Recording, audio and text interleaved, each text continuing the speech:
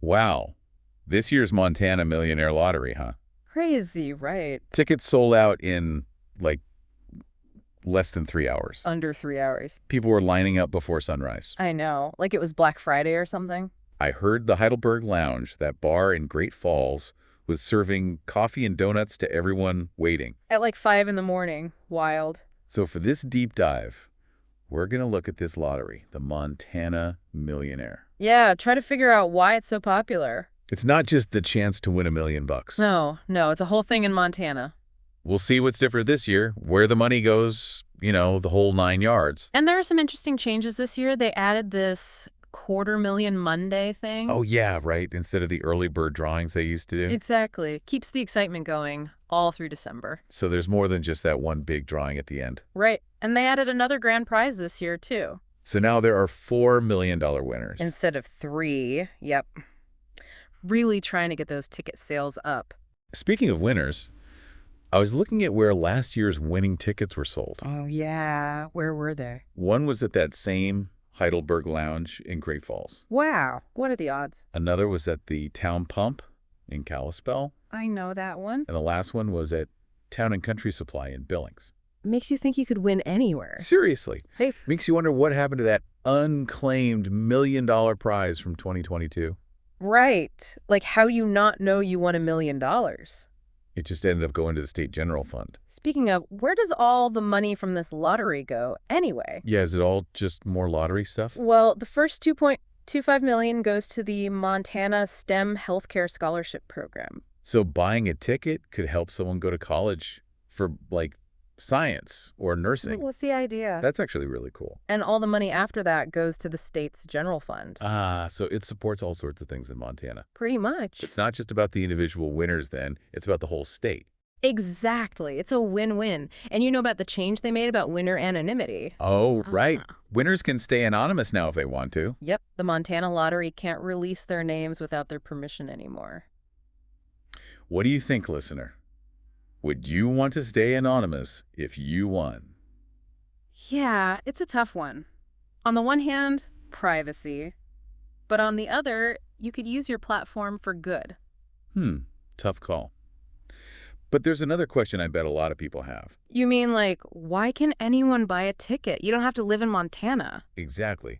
And why can people buy as many tickets as they want? It might seem weird, but it all comes back to maximizing revenue for the state. Ah, so letting anyone buy as many as they want brings in more money. Exactly. The Montana Millionaire is like a national thing at this point. People all over want a shot at that $1 million. For sure, but then why not have the lottery more often, right? Yeah, wouldn't that make even more money? Well, they want to keep it special, this once-a-year thing. So everyone gets really excited for it. Makes sense. Is it a strategy? Like a limited edition thing everyone wants to get their hands on. Exactly. It's working, that's for sure. The hype is real. So we've talked about, like, the basics of the lottery. Yeah. But there's more to it than that, right? Oh, yeah, we've just scratched the surface. In the next part, we'll look at, the hopes and dreams tied to the lottery. And the ethical questions, too. That's where things get interesting. Stay tuned.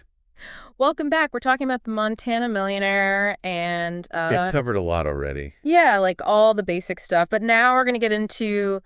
The deeper stuff. Exactly, the deeper stuff. Like, we talked about how much money the lottery brings to Montana. Right. But some people say lotteries can be kind of, Exploitative. Yeah, like they prey on people who can't really afford to play. Yeah, there's that whole hope versus financial responsibility thing. Right? Totally. Like, on the one hand, you could win $1 million. And change your life. Exactly. But the odds are... Not great. Not great at all. So then it becomes... is it ethical? Right, to encourage people to spend money on something so unlikely. Especially when they might need that money for other stuff. But then again, that money does go back into the state. Right, it's not like it just disappears. It funds those scholarships and all sorts of other programs, so it's complicated. It really is.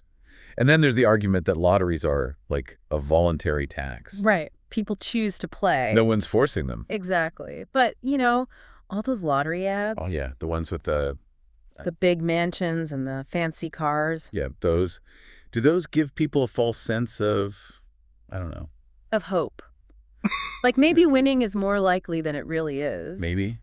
I guess it all depends on how you see lotteries, right? I think so.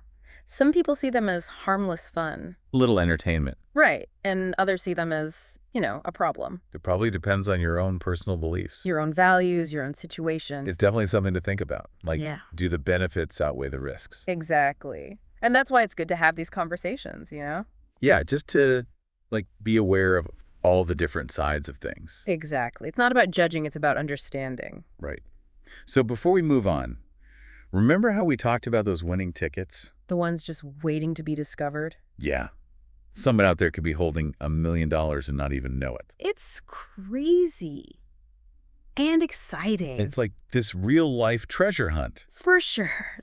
There's magic out there somewhere. Makes you wonder who's going to find it. It really does. So we've looked at the mechanics of the lottery. And the ethical questions, too. But now we're going to talk to some people who see the lottery in a whole different way. People who see it as a source of hope or community or even something spiritual. It's going to be really interesting.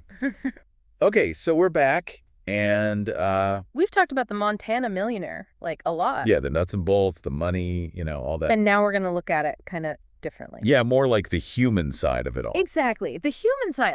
For some folks, this lottery is, It's more than just a game. way more.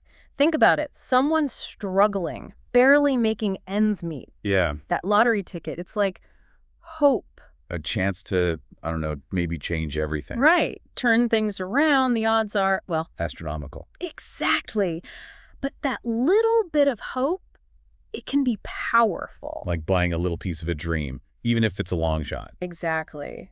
And it's not just individual hope either. Remember those lines of people? The ones waiting to buy tickets. Yeah. They're all in it together, sharing stories, Talking about what they'd do if they won. Right. It's a community thing, almost like a ritual. Yeah, like a ritual. Everyone believing in that chance. And when someone does win... It's not just them, right? It's their family, their friends. Their whole town, maybe. We've seen winners, give back to their community. Start charities, donate to schools, things like that. It's like that winning feeling. It spreads outwards. It's not always about just, getting rich. No, some people it's about helping others. Making a difference, yeah. And then there's, the people who see the lottery as... spiritual. Yeah, like it's fate or destiny. Like it was meant to be. Winning is a sign from, something bigger. It's amazing how something random, like a lottery, can have that much meaning for people. Right. It's pretty powerful. So I think with the Montana Millionaire, the takeaway is... It's more than just a game. Way more. It's about hope and community and, Dreams? Dreams, yeah. And for some, even something spiritual. It makes you think, right? It really does. About luck and chance and what if. What if, exactly. So, listener, would you play the Montana Millionaire? What would you do with that $1 million? Think about it. It's a good question. Thanks for listening to our deep dive into the Montana Millionaire. It's been fun. Until next time, keep on exploring, keep on asking questions. And keep those deep dives going.